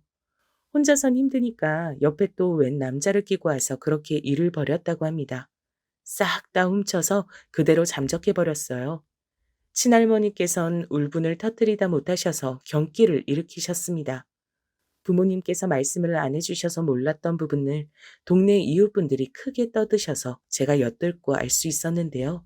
그건 바로 친할머니께서 경기를 일으키고 쓰러지실 때 눈동자가 위로 올라가 뒤집힌 상태였으며 벌어진 입가에선 침이 질질 흘렀고 축 늘어진 몸은 굽은 허리 때문인지 보기에는 딱딱하게 굳은 듯 싶었다네요. 그런 목격담을 듣고 나니까 왠지 무서워졌죠. 고모가 무서웠던 건지 그렇게 되신 친할머니의 상태가 무서웠던 건진 지금에 와서도 헷갈립니다. 친할머니께선 이틀 만에 의식을 차리셨는데 충격으로 기력이 쇠하셨던 것 같습니다. 좀처럼 자리를 털고 일어나지 못하셨어요. 어머니께서 간병하셨죠. 나가서 돈도 버셔야 하고 자식들도 챙기셔야 하고 와중에 딸은 몸이 너무 약해서 걱정이시고 이제는 쓰러진 친할머니 수발도 드셔야 하는 어머니의 처지가 너무나도 불쌍하게 보였습니다. 할머니는 혹시 일부러 어머니를 힘들게 하려고 태어나신 존재가 아닐까? 오죽하면 전 그런 생각을 하며 지냈었죠. 전 그래서 어머니의 별로 행복하지 않았던 처녀적 이야기를 듣는 걸 좋아했습니다. 왜냐하면 제가 느끼기엔 결혼 전에 어머니께서 더 행복하셨을 것 같았거든요. 아버지와 단란한 부부셨다면 제가 그런 생각을 덜 했을지도 몰라요. 그러나 어머니를 살피시기엔 아버지께선 너무 각박하신 분이었습니다. 오래된 표현 중에 제 코가 석자라는 게 있잖아요. 아버지 당신도 몸과 마음이 모두 허덕이고 계시는데 대체 누가 누구를 챙긴다는 말입니까? 타고난 성정이라든지 아량, 배포 이런 것들이 큼직큼직한 분이었다면 얘기가 달랐을 테지만요. 또다시 오래된 표현 하나를 가져와 보자면 콩 심은 데 콩 나고 팥 심은 데 팥 난다고 했습니다. 제 친할아버지 그리고 친할머니께서 어떤 분들이신지 극히 단면만 소개가 되었어도 여러분은 능히 짐작을 하실 거예요. 척하면 척이잖아요. 그런 분들에게서 난 자식이 아버지였고 그 누이라는 제 고모께선 동네 이웃분들의 당시 하시던 말씀으론 남자에 미쳤고 정신 상태는 더 미친년이었습니다. 아버지라는 분께 도저히 어머니를 향한 자애를 기대하기란 어려웠죠. 저는 어머니께 속으로만 이런 질문을 자주 드리는 아들이었습니다. 어머니, 만약에 제가 세상에 존재하지 않았다면 어머니는 지금 다르게 살고 계셨을까요? 받기만 하는 외가 식구들을 떠나 자유를 그리셨던 어머니가 진정한 자유를 찾으셨을까요? 제가 생기지만 않았어도 혹시 가능한 일이었을까요? 제가 어머니의 발목을 잡은 거라고 생각했습니다. 하지만 이 질문을 입 밖으로 내는 순간 어머니께선 눈물을 보이실 것 같았고 저는 정말로 어머니의 인생을 내려앉힌 원흉으로 확정받게 될까봐 그게 두려워서 소리내지 못했습니다. 어머니를 지독하게 괴롭히셨던 친할머니께선 쓰러지신 지 1년 만에 돌아가셨죠. 그 이후론 할아버지의 건강이 위독해졌어요. 저는 할머니께서 돌아가신 충격으로 할아버지의 건강 상태가 나빠졌다고 여겼습니다. 어딘가에서 들어 배웠던 애처가라는 단어를 할아버지께 붙여봤죠. 하지만 하도 줄기차게 피워대셨던 담배 때문이었던 것으로 판정이 났습니다. 어머니가 시름시름 앓으시며 돌아가시던 전날까지도 아버지한테 담배 좀 끊으라 그러셨죠? 근데 아버지, 대체 어떻게 하셨습니까? 보란 듯이 어머니 장례식장에서도 담배를 뻑뻑 피워대셨죠. 어머니 영정 바로 앞에서 담배 연기나 뿜으셨어요. 그러니 자업자득이십니다. 뭐라? 자업자득? 이런 개차반 같은 놈을 다 봤나? 그게 어디 하늘 같은 아버지 앞에서 짓거릴 소리냐? 잔말 말고 어떻게든 나를 살려내.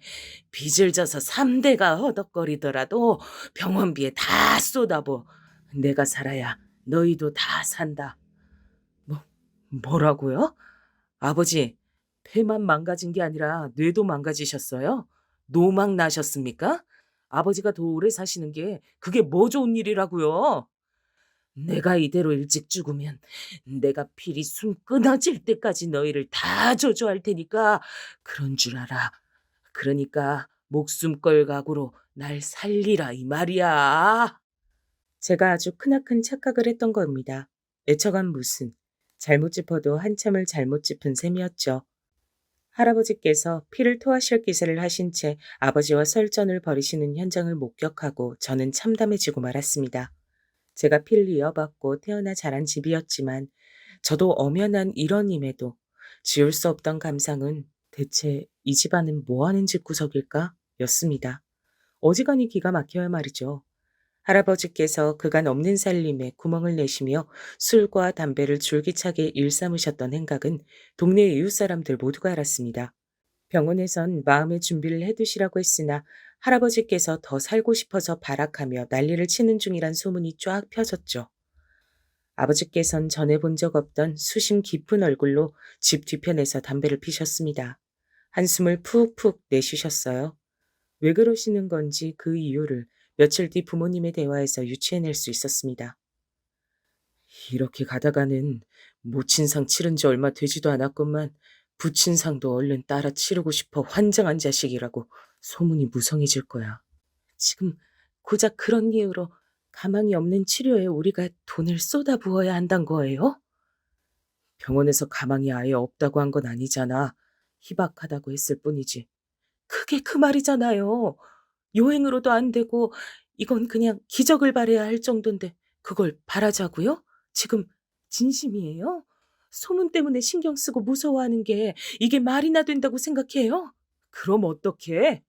아버진 더 살고 싶으시다는데 하는 데까지 다 해보고 싶으시다는데 존재하는 모든 치료는 다 받고 싶으시다는데 어떻게 모른 척을 해? 지금 나보고 내 아버지를 사지로 냉정하게 내몰란 소리야? 그래? 어머니 돌아가시고 나서 당신이 아주 속 시원해하고 개운해하는 것까진 내가 알겠는데 그렇다고 해서 그걸 이렇게 티를 내주시면 내가 아주 섭섭하지. 당신 미쳤어요? 무슨 말을 그렇게 해요? 어머님 돌아가신 일로 단 한 번도 속 시원해한 적 없었어요. 어머님 돌아가셨을 때 눈물 한 방울 안 흘린 당신한테서 이런 소리 들었다는 것만으로도 나 지금 모욕적이에요. 알아요?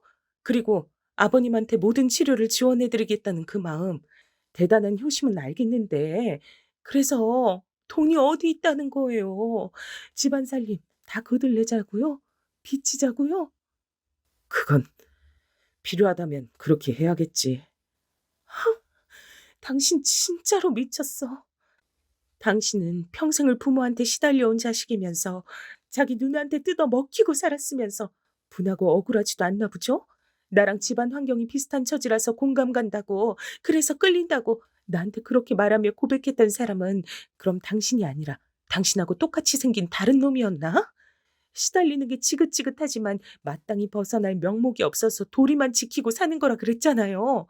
이제 그놈의 명목이라는 거 아주 잘 마련이 됐는데 그걸 왜 걷어차요?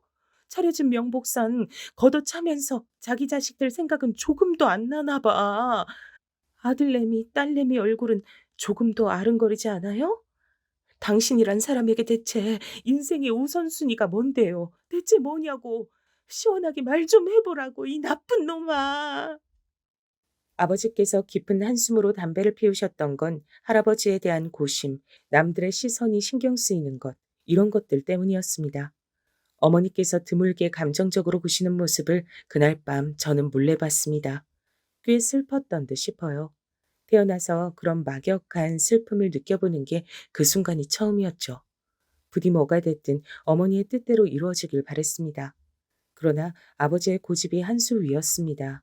아니, 그건 고집보단 아집에 가까운 것이었습니다. 할아버지께선 기적을 바라시며 큰 병원에서 치료를 받으셨고, 그러던 어느 날 발작이 찾아와서 그대로 허망하게 의료진이 손쓸 도리도 없이 돌아가셨습니다. 동네 이웃 사람들이 장례식장에서 떠드는 소리를 들었어요. 저희 집을 향해서 노망난 노친네 말을 들어주다가 돈 날리고 빚만 얻었다 했습니다. 상주이신 아버지께선 연신 초점이 나간 눈빛으로 조문객을 맞이했어요. 초췌한 얼굴의 어머니께선 애써 초연함을 유지하려고 하시던 중이었고요. 그때 예고 없이 장례식장에 들이닥쳐서 모두를 놀라게 한 인물이 있었습니다. 바로 자취를 감추었던 고모였어요. 아이고, 우리 아버지 불쌍해서 어떡해. 한평생 고생만 죽도록 하시다가 이렇듯 허무하게 떠나셨구나. 아버지, 아버지 따랐어요. 가시는 길 외롭다 하실까봐 제가 왔습니다, 아버지. 몰래 들어와도 부족했을 판국에 곡소리를 내며 들어오셨어요. 고모임을 알아본 모두가 경악했습니다. 하지만 아버지보다 경악한 사람은 그 자리에서 아무도 없었을 거예요. 여기가 어디라고 와? 소식은 대체 어떻게 알고 온 거야? 너는 어떻게 아버지가 돌아가셨는데도 나한테 알리지 않을 수가 있어? 너 머리가 돌았니? 머리가 돈 건 누나 쪽이겠지. 엄마 돌아가셨을 때부터 수소문해가면서 누날 찾았어. 그런데도 연락이 안 닿는데 내가 어떻게 소식을 전해야 했단 거야? 그건 어디서 뭘 하다가 이제야 나타나. 양심이란 거 누나한텐 전혀 없지? 이왕 앞으면 집에서 훔쳐갔던 것들이나 토해내든가. 당장 다 내놔. 이왕 왔으니까 아버지께 제대로 인사를 올려야지. 그게 순서인데. 너 진짜 경우 없이 군다. 그리고 훔쳐갔다니? 말은 바로 해. 나 잠시 빌려갔던 것뿐이야. 그래? 터진 입이라고 말은 잘하네. 그럼 빌려갔던 거니까 지금 도로 돌려놔. 어서. 그래야 아버지 가시는 길이 안 찝찝하겠지. 야, 네 것도 아닌데 왜 네가 내놓으라 말아 지랄을 떨어? 주인들이 모두 저승여행 떠나셨으니 빌린 것들은 이제 내 거야. 안 그래? 뭐라고? 이런 미친. 그딴 정신 나간 헛소리나 하러 온 거면 당장 꺼져. 누나한텐 여기 있을 자격 없어. 아무리 그래도 우리가 세상 하나뿐인 남매지간인데 이제 두 분 돌아가셨으니 우리가 서로 의지하며 잘 지내야지. 너 정말 왜 이러니? 이 누나 너무 속상하다, 동생아. 분노에 찬 아버지 앞에서 고모께서는 잘도 가증스레 눈물을 찍어내셨습니다. 그리고 바로 그때 어머니께서 그 앞으로 다가가 망설임 없이 고모의 뺨을 치셨어요. 크게 짝 하는 소리가 울렸습니다. 모두가 숨을 죽인 가운데 고모께서 어이없다는 듯 눈을 치켜뜨고 계셨고, 그러자 어머니께서 다시 한번 세게 뺨을 후려치셨죠. 고모께선 더 세게 날아온 손찌검에 그만 주저앉고 마셨습니다. 어머니께서 차갑게 그 모습을 내려다보며 말씀하셨어요. 뭐가 그리 말이 많아요? 구질구질하게. 그냥 딱 정리하죠. 돈 달라는 소리를 하러 온 거면 지금 당장 꺼지세요. 그리고 두 번 다시 우리 앞에 나타나지도 마. 돈에 디귿자도 안 꺼낼 거고 우리한테 사과하고 속죄할 마음이람 그대로 있으시고요. 그러자 고모께선 수치심에 얼굴을 붉히셨고 반격을 하려는 듯 벌떡 일어나셨다가 서릿발보다 매서운 어머니의 눈빛을 정면으로 마주하자 움찔하더니 선택을 내렸습니다. 바로 주랭랑이었죠. 정말로 돈을 뜯어내기 위해 이곳에 오셨던 겁니다. 그걸 아버지께선 미처 모르셨나 보더라고요. 고모께서 사라진 방향을 보며 한참이나 멍청한 표정으로 계셨으니까요. 상황을 정리하셨던 건 어머니셨지만 며칠 뒤 아버지께선 사람들에게 당신 스스로 문제 많은 누이를 내쫓았다고 자랑스레 말하고 다니셨습니다. 어쨌거나 저는 조부모님과 고모 모두 사라진 게 알터니가 빠진 것처럼 시원했어요. 잘 됐다고 생각했죠. 하지만 생각처럼 상황이 흘러가지 않았습니다. 가뜩이나 집에 빚이 있었고 부의금 들어온 걸로 그나마 어찌저찌 살고 있었는데 아버지께서 웬 사업이라는 걸 한번 해보겠다고 도전하셨다가 거하게 말아잡수신 겁니다. 멋대로 시작한 사업, 멋대로 빚을 가져왔으니 책임지라며 어머니께선 아버지 앞에서 가슴을 치고 웃으셨습니다. 나는 잘해보려고 그런 것뿐이었어. 우리 가족 더 잘 살아보려고. 단지 그걸 바랬을 뿐인데 이렇게 단번에 망할 줄은. 아버지께선 당신의 실패보단 가졌던 의도가 더 중요한 것 아니냐는 태도로 나오셔서 어머니의 복장만 더 터지게 만들었습니다. 그러더니 시리에 빠지셨죠.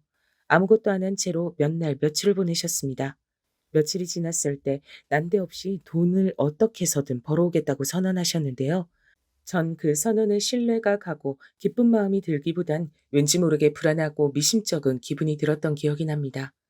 아버지께서 돈을 벌어오겠다고 호언장담을 대체 뭘 보고 하신 건가 싶었는데 알고 보니까 배를 타고 나가셨더라고요. 배를 타신 뒤로 소식이 뚝 끊겼습니다. 저희 집엔 빚이 있었고 여동생은 아팠습니다. 어머니께선 돈을 버셔야 했어요. 원래는 식당 일만 하고 계셨는데 거기에 목욕탕 청소 일도 추가해서 시작하셨죠. 저는 그 사실을 몰랐습니다. 어머니께서 자식들에게 비밀로 하셨기 때문이에요. 그랬다가 알게 된 이유는 어머니께서 목욕탕 일을 하시다가 쓰러지셨기 때문입니다. 청소 일을 하다가 현기증이 나서 쓰러지셨는데 그러면서 코피를 흘리셨죠. 목욕탕 바닥에 피가 번져나갔다고 합니다. 가뜩이나 기력 없는 몸에 코피까지 줄줄 흘러나갔으니 어머니께선 병원에 실려온 뒤 이틀이 지난 뒤에야 눈을 뜨셨죠. 그리고 정신을 차리자마자 병원비 걱정부터 하셨습니다. 힘들게 번 돈을 병원비로 써야 하는 것이 아깝고 안타깝다며 엄마께선 스스로 쓰러진 자책까지 하셨어요. 저는 그런 엄마를 보며 가슴이 찢어질 듯 했습니다. 이따위 공부 더 하고 싶지 않다 그랬습니다. 고등학교 졸업장 같은 게 없어도 일만 잘 구할 수 있다 그랬어요. 호기롭게 말을 뱉었던 전 어머니의 싸늘한 눈빛을 마주하고 입을 다물었죠.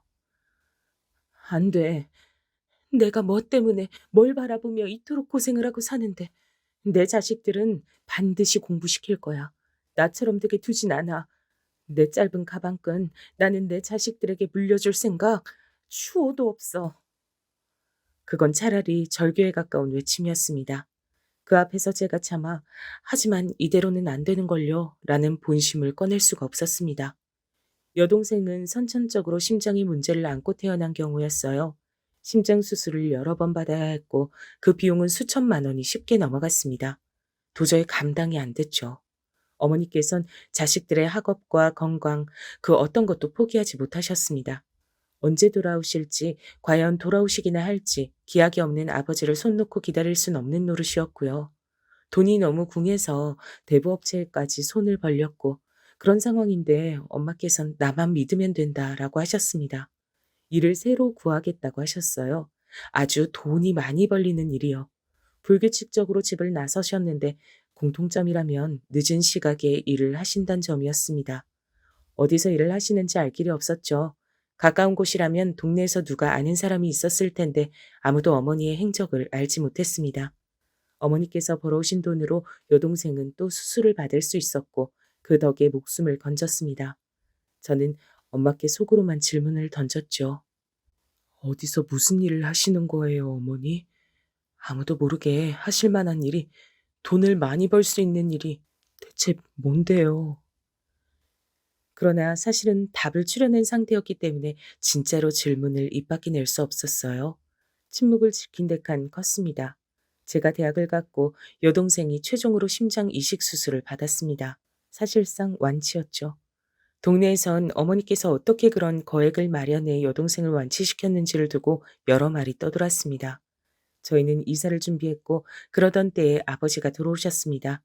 시꺼멓게 탄 피부, 마른 몸, 무섭게 퀭한 눈매를 한 채 낯선 모습으로 집에 돌아오신 아버지께선 곧장 이 모든 일을 알게 되셨어요. 그 망할 동네는 언제나 다른 집들의 이야기를 하는 걸 좋아했고 비밀이란 없었으니까요.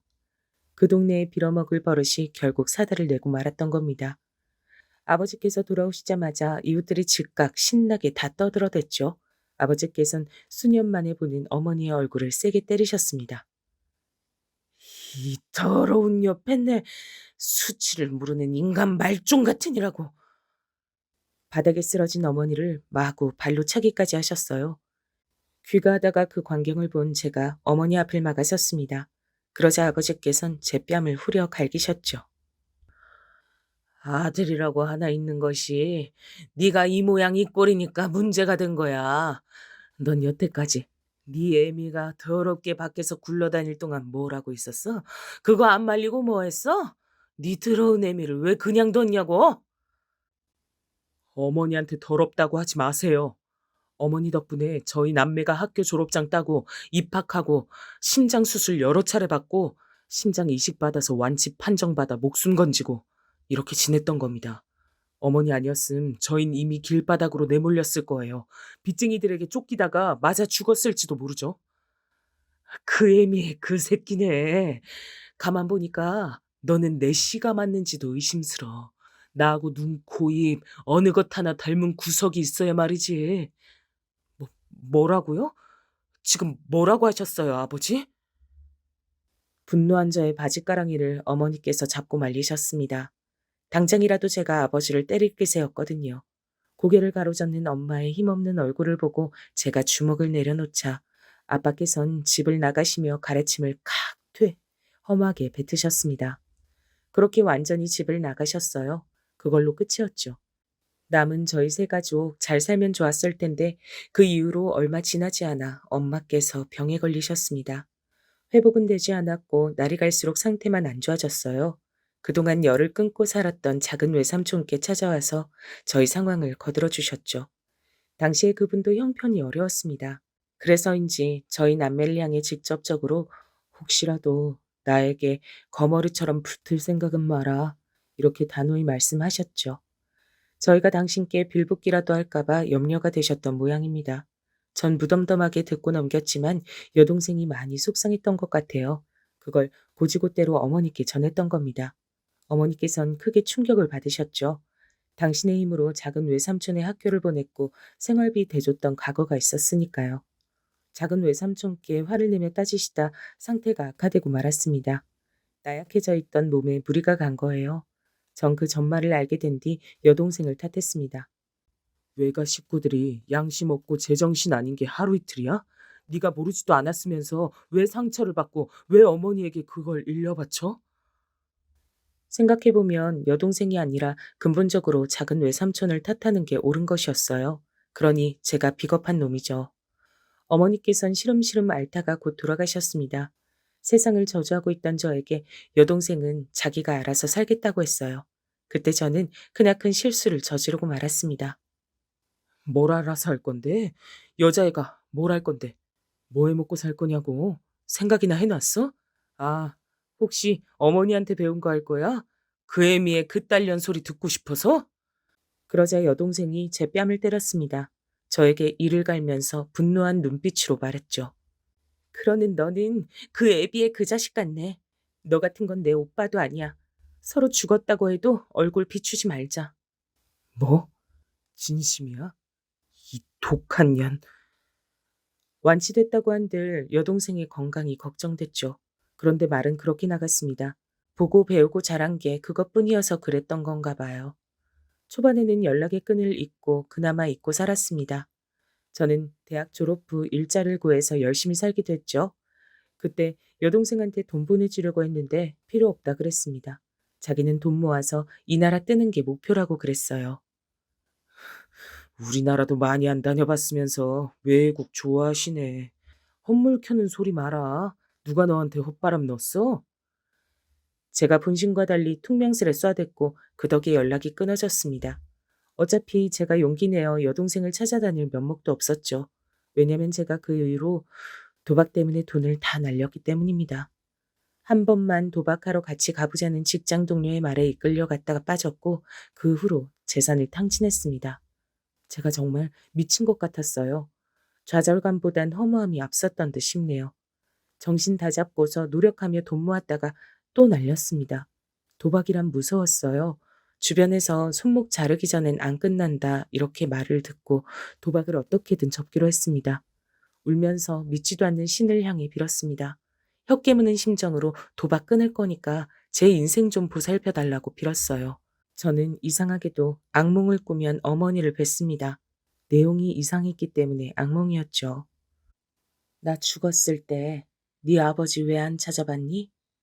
어떻게 찾아요? 방법을 알아야죠. 넌 아들인데 아버지를 어떻게 못 찾아? 찾으려면 찾을 수 있었을 거야. 몰라요. 전 그런 거 모른다고요. 학교에서도 안 가르쳐 줬어요. 친자식이니까 어떻게든 아버지를 찾을 방도는 있을 거다. 잊지 마라. 부모 자식 인연은 끊는다고 끊어지는 거 아니야. 어머니, 근데 제가 아버지의 친자식은 맞아요? 뭐? 네가 어떻게 그런 소리를 하니? 어떻게? 어머니께서 흘린 눈물에 제가 잠겨 죽었습니다. 어머니의 한숨에 제가 날아갈 것 같아서 억지로 버티는 악몽도 있었지요. 왜 자꾸 그런 꿈을 꾸는지 모를 일이었어요. 어머니께 죄송했고 아버지가 미웠습니다. 못난 스스로를 자책하던 술자리에서 누군가 저에게 기질이라는 건 타고나는 거다. 너는 그렇게 타고났겠지. 이렇게 떠들었고 저는 속에서 분노가 치밀어 올랐습니다. 간절히 빌었어요. 그래, 이게 다 아버지 때문이야. 신이 존재한다면 어머니는 슬프게 돌아가셨으니 아버지가 천벌 받게 해주세요. 자식 새끼들 어떻게 되는지 궁금해하지도 않던 냉혈한 나는 친자식이 아닐 거야. 그런 사람의 핏줄일 리가 없어. 분해서라도 건실하게 살려고 노력을 많이 했어요. 중간중간 유혹에도 빠졌고 돈 관리하는 방법을 배운 적 없어서 허술하기도 했지만요. 이악 물고 사회생활하며 돈을 조금 모았고 수더분한 인상의 여자와 결혼까지 했습니다. 그러나 그 집에 딸린 식구들이 다 어려웠어요. 사랑만 보고 결혼했는데 저는 처가에 다 퍼졌습니다. 힘들고 아픈 사람들이 너무 많았기 때문이죠. 제가 그런 환경을 전혀 모르는 사람이 아니었기 때문에 외면이 잘 안 됐습니다. 그러나 시간이 지나면서 버거워졌고 내가 불우이신데 누굴 도와? 소리가 절로 나왔습니다. 힘드니까 술, 담배를 자꾸 찾게 됐죠. 자기가 임신했으니 담배는 피우지 말라던 아내. 그 임신한 몸으로도 남의 집 청소해주는 일을 하다가 유산했습니다. 저는 천하의 못난 놈이었어요. 그때 아내를 원망했거든요. 몸감수 못했단 이유로 남편이란 사람이 어떻게 말을 그따위로 하냐며 아내가 울며 화를 냈고 저는 여기서 내가 얼마나 더 잘해줘야 하냐며 따졌습니다. 우울하게 지냈어요. 숨이 막혔습니다. 자연스레 다시 도박판에 기웃거리기 시작했어요. 빚이 생겼습니다. 그러자 아내가 이혼하자 그랬어요. 뜯어먹을 때는 붙어있더니 이제 와서 이혼? 힘들 때나 쉬울 때나 기쁠 때나 슬플 때나 함께 하기로 했잖아. 당신 제정신 아니야. 이러다가 날 죽일 셈이야. 난 그렇긴 안 돼. 그러더니 짐 싸들고 나갔습니다. 저는 돈이 또 벌리는 즉시 그걸로 이번엔 주식을 했습니다. 집 나간 아내한테 보란듯이 성공하고 싶었죠. 하지만 망하고 말았습니다. 그야말로 패가 망신을 했어요. 빚이 억대였습니다. 지금도 억대면 진짜 억소리가 나는데 그때는 정신이 아득해지고 하늘이 노래지는 금액이었죠. 가지고 있던 모든 걸 팔아야 했습니다. 다시 뭘 해볼 엄두가 안 났어요. 어차피 노력해서 제기를 해봤자 도박이나 하고 주식이나 할 것 같았습니다.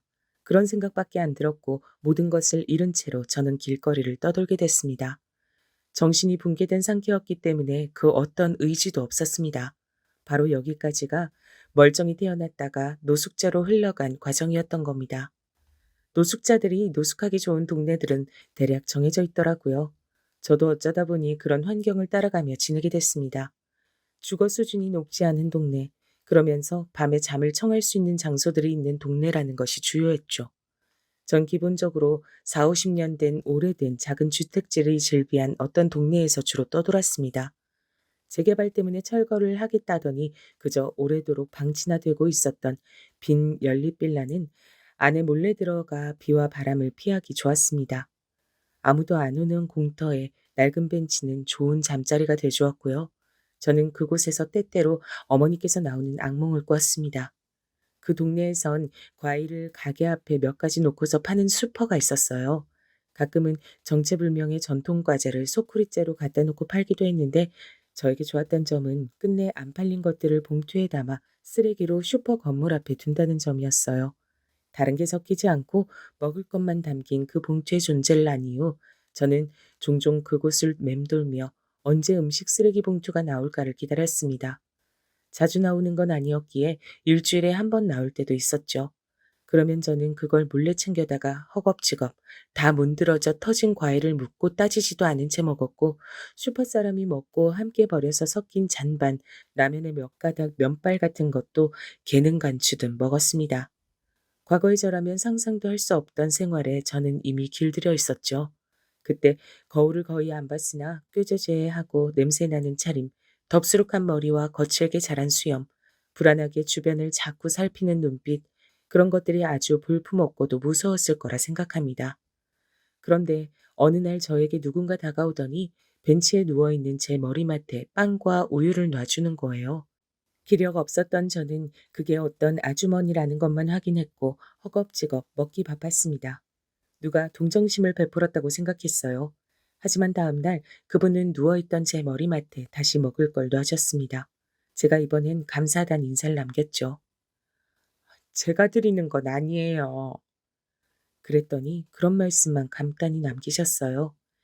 이튿날 여느 때처럼 슈퍼 주변을 멀찍이 관망하며 배회하던 제가 그 아주머니를 발견했습니다. 슈퍼에서 일을 하고 계셨어요.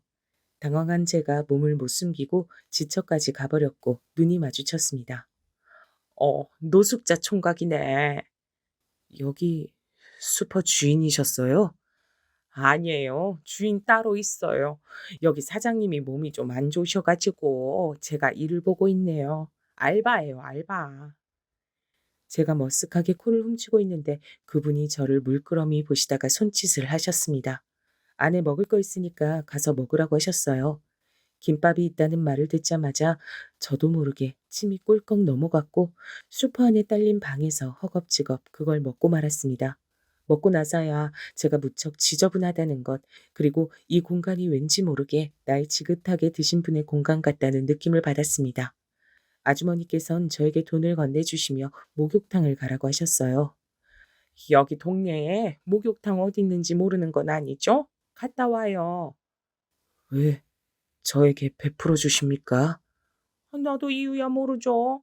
난 그냥 사장님이 시키는 대로 하는 것뿐이에요. 네? 그 사장님이라는 분께 제가 인사라도 드리고 싶은데 가게에 잘 안 나오시나 보죠? 거의 얼굴 뵙긴 힘들 거예요. 배가 채워지고 나니까 이상하게 제 몸에서 나는 냄새가 맡아지더라고요. 너무나도 씻고 싶어졌어요. 그간 잊고 살던 감각이었습니다. 거절할 도리가 없이 목욕탕을 갔고 급한 대로 새 옷을 사입었어요. 추리닝이라도 새 거를 입으니까 살겠더라고요. 그리고 놀랍게도 아주머니께선 일자리를 알아봐 줄 테니 우선은 슈퍼에 딸린 방에서 자라고 하셨어요. 나는 그냥 사장님이 시키니까 그대로 따를 뿐이에요. 나도 사장님이 웬 그렇게 동정심이 넘쳐서 노숙자 청각을 잘 봐주고 돕는 건지 모르겠으니까. 툴툴대셨지만 정이 넘치시는 분이란 걸 알 수 있었습니다.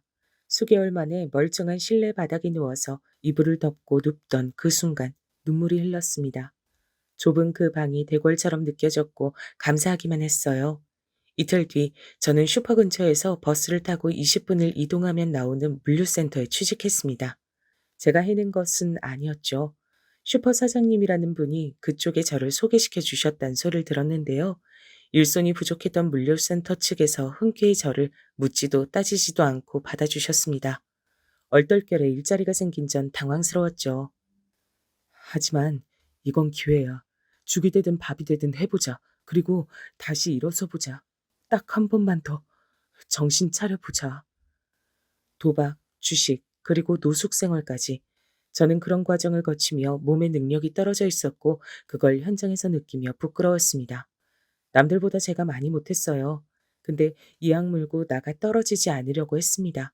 잘릴 순 없었죠. 벼랑 끝에 내몰린 심정으로 일했고 너무 힘든 나머지 슈퍼로 돌아오면 거의 바로 문 닫을 준비를 도운 후에 잠이 들었습니다. 너무 힘이 들어서 일 외에 어떤 것에도 신경을 쓸 수 없었어요.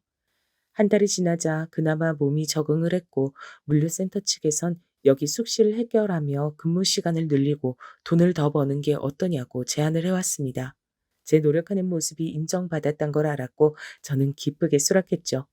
몸이 힘들어도 보람된 것, 그 기쁨을 저는 이미 배운 뒤였어요. 또한 도박 생각이 전혀 안 나더라고요. 사장님께 인사를 드리고 싶은데 연락이 잘 안 되시나요? 사는 것도 모르신다고요? 그 양반이 필요할 때만 연락을 하니까 나야 잘 모르죠. 아주머니의 말씀이 변명처럼 들렸지만 대수롭지 않게 넘겼습니다. 저는 마음을 다잡고 일을 더 열심히 하기 시작했고 그렇게 3개월이 지났을 때 아주머니의 연락을 받았어요. 슈퍼로 얼굴 비치러 오라는 말인 줄 알았는데 그게 아니었습니다. 들려온 전화 내용에 저는 다리에 힘이 풀려 주저앉고 말았습니다. 이, 이게 다 무슨 소리야? 슈퍼 사장님이 목숨을 끊으셨다니? 그런데 그분이 나에게 유서를 남겼다고? 내가 그분의 아들이라고?